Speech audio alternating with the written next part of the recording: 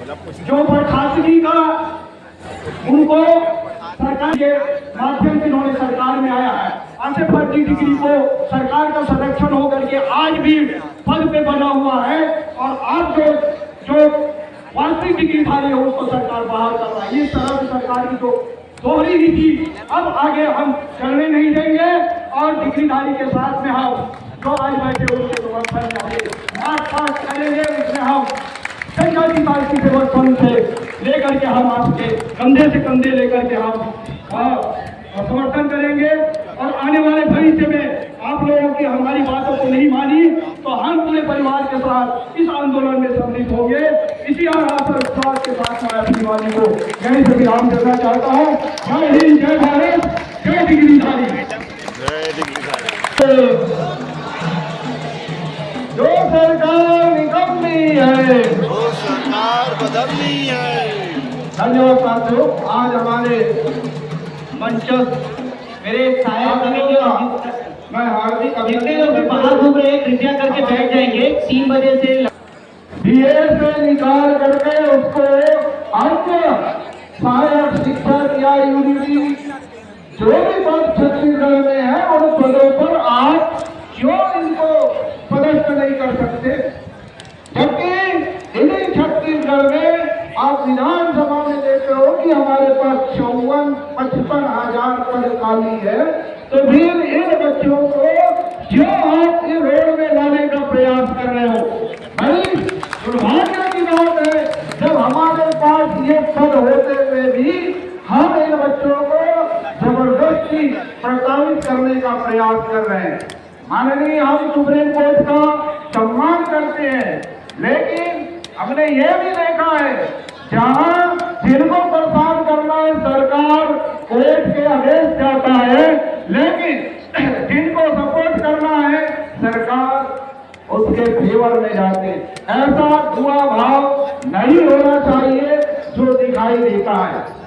साथियों, हम आप लोगों के साथ हमेशा रहेंगे और आपके लड़ाई में निरंतर लड़ते रहेंगे। मैं दूसरी बात कहना चाह रहा हूँ, पदोन्नति में आरक्षण साल 2000 अभी हमारे बच्चे जो आज पढ़ाई कर रहे हैं उन बच्चों के लिए जगह बनेगा, अन्यथा हम नौकरी करके रिटायरमेंट हो जाएंगे, हमारा पद छोटा क्यों रहेगा। तो साथियों, आप सबसे हम आह्वान करते हैं, ये तो एक नमूना है, हमको बड़े बड़े आंदोलन के रूपरेखा यहीं पर बनाना होगा। अगर सरकार बिना आरक्षण के पदोन्नति करता है तो आप लोग यही मंच पर हमको ये आंदोलन का प्लान बना करके आगे बढ़ने का काम करना होगा। आप सब जानते हैं सुप्रीम कोर्ट का आदेश का हवाला देते हैं। माननीय सुप्रीम कोर्ट ने 2425 को एक अंतिम राहत के तहत दिया आदेश दिया गया, उसके बाद भी लगातार प्रशासन में बैठे मनुवादी के लोग, मनुवादी के सोच, अन्य पिछड़े ओबीसी को लूटने वाले लोग जब सरकार में बैठेंगे तो हमारे हित कभी नहीं चाहेंगे। जब आपको पता था उसके बाद डीपीसी चल रहा है, डीपीसी के बाद आप लिस्ट निकालने का प्रयास कर रहे हो, तो कहीं न कहीं हमारे हक अधिकार को दबाने का आप प्रयास कर रहे हैं।